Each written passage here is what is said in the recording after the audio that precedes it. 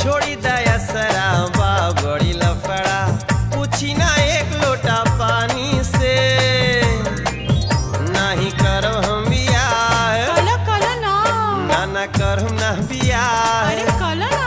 ना भौजी करब ना बियाह बचल रहे